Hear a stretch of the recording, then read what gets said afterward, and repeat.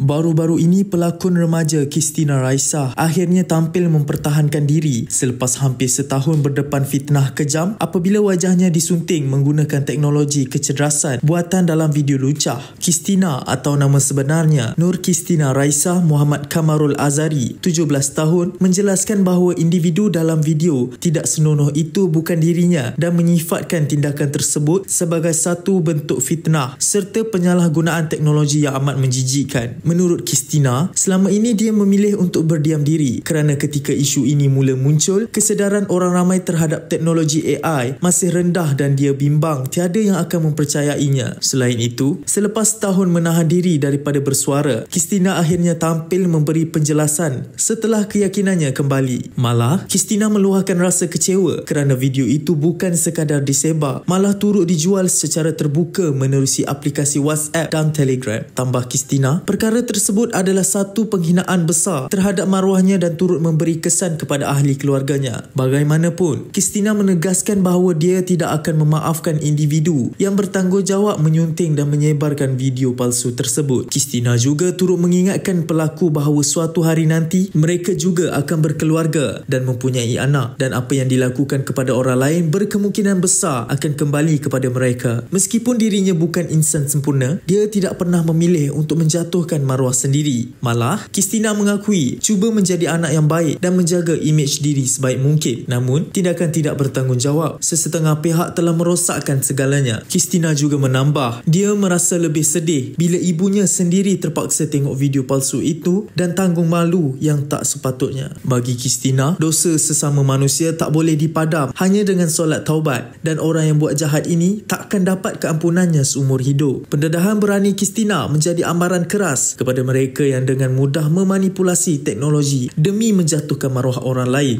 Dalam dunia yang semakin canggih ini, fitnah bukan lagi datang dari mulut, tetapi dari rekayasa digital yang boleh menghancurkan masa depan seseorang tanpa belas kasihan. Jangan membuat sebarang spekulasi yang boleh mencetuskan kontroversi. Apapun, diharapkan urusan Christina Raisah dipermudahkan dan terus berjaya dalam industri seni.